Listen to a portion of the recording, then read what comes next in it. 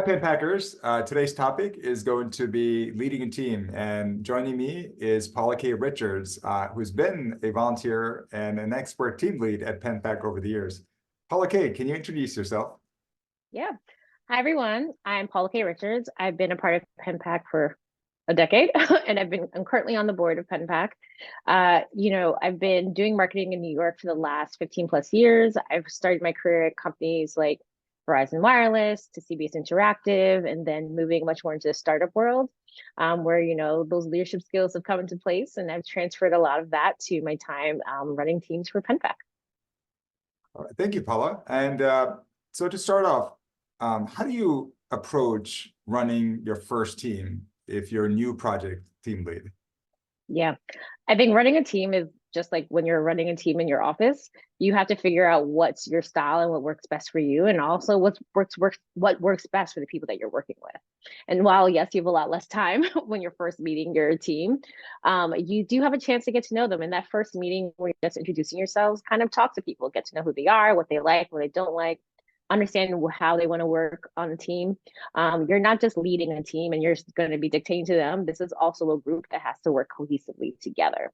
So when you're running a team, you have to figure out that style of how the team works together and what works best for that. And think also like how it's going to make everything easier to run over the course of your 6 to 10 week project, depending on when you're full.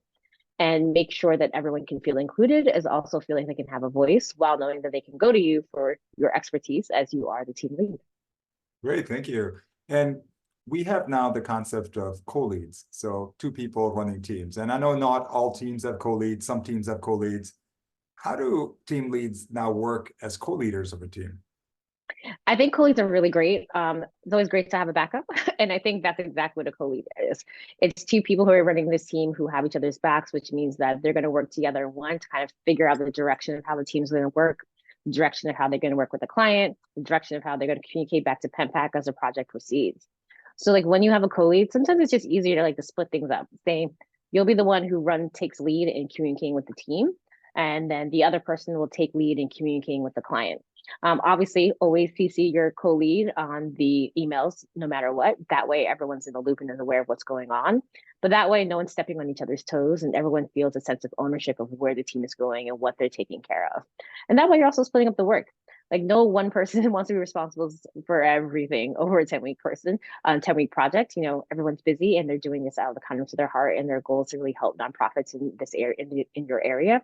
So the co-leads and really help make that situation a lot easier, as well as keep the project moving. Great. And as a resource, we also have the team lead checklist, which some co-leads have followed, and they've been able to divvy up responsibilities early on in the engagement. So that's great. And so what are some tactical elements of what you see as best practices when you're running teams? Things like, scheduling meetings or working with clients. Like, what have you learned, and what pointers can you give our team leads? Yeah, definitely. I think team needs to always make sure that they kind of connect first before your project even kicks off, and kind of figure out how you want to divvy up this work and how you want to schedule meetings. There's a lot of those like operational things that if the co-leads can figure out together before you have your first meeting with the team, it makes things so much smoother. And that's figuring out what days of the week really work best for you guys to like have your one-on-one meetings together. What days of the week do we want to introduce to the team that we should have our weekly team meetings, because weekly team meetings are really key to keeping your project going, and the team leads should make sure that they have a majority of the availability to be there for all of those meetings. And then if you're doing email check-ins with the client, make sure that you're doing it on a specific day every week. So that way the client knows when to expect your email, and also probably gives them a chance to like expect it and know when to like kind of reply as quickly as possible. So that's really helpful. And we've in the checklist, I'm sure there's been ideas of like using Doodle to figure out what days of the week work best for the team in terms of scheduling a lot of those meetings. And then when you're looking at the project itself, the team needs come together first and really talk through the project. Like obviously you're not going to plan up the whole project and how it's going to be from your initial kickoff, your midterm, and your final, but knowing the direction of how you want to approach the project before you come to your team can be really helpful. Because that way, sometimes, that first day of your meeting with the team, everyone's a little nervous to talk to each other or give their opinion. And having two team leads who are really giving a kind of a perspective and a framework for how things can go is really helpful. So what have you enjoyed the most about leading PenPack projects over the years? I think it's all the people I've met. Like, after you graduate, you have your friends and the people you know from your pen plat class, but oftentimes it's harder to kind of meet other people, especially living in New York. And I think every single project I've walked away with like a new meeting, a new relationship that's really helped me learn something not about just me personally, but also professionally. Like I think I've met someone who helped me think about ideas about consulting with nonprofits on the side, someone who helped me think about where I wanted my career to go to, what my next steps, and even encouraged me to get into startup world when I was really afraid to do so. And you're meeting people from all different backgrounds and industries and jobs that you really can learn so much that I think that's is really fascinating. And also sometimes it's just fun. At the beginning we have like a little kickoff dinner or drinks and it's fun at the end. And it's just a nice kind of like mini alumni networking event. But while helping people who need help. Yeah, and it's also an opportunity for pen packers to hone their leadership skills. Not everyone has a role at work where they're leading people or leading others, and I think it's a great way to get that experience and that exposure as well to other pen alum. Yeah, 100%. I remember my first time, this is when we had deputies, and I was really nervous. It was like a team and I was a little bit younger. I was like late 20s, and you're sometimes nervous about trying to lead a bunch of people who may have less experience than you, way more experience than you. And it's definitely an opportunity to kind of understand, like, you can do this. It's not just about age and all of those kind of things.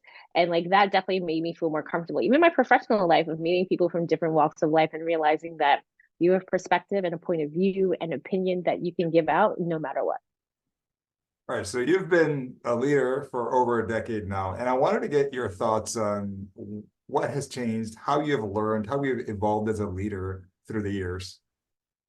Yeah, I think for me, I always had this idea like when you're leading a team, I have to know everything. It has to be done this way. I have to have these steps. And if I can give this direction, we'll have a great product. And I think the one thing I learned was that you get to relax a little bit. You get to allow people also to sometimes lead themselves. And sometimes it means that during your weekly meetings, there's a rotation of someone who's going to run the meeting, and it's not always the team leads running that meeting. Sometimes it means you're going to have someone else pick up and be the lead person when you're doing your midterm or your final presentations. Like a leader is not just that person who has to be front of everything and take care of everything and make sure everything is done. A leader is someone who can also allow other people to take that perspective and take that lead. Sorry, pun not intended, and really follow them and be a support system for that person as they do those things as well. So I think my perspective of leading is not just being in front, it's also being a support from behind. Thank you. Thank you, Paula Kay. Thank you for your time, and look forward to working with you on the team again.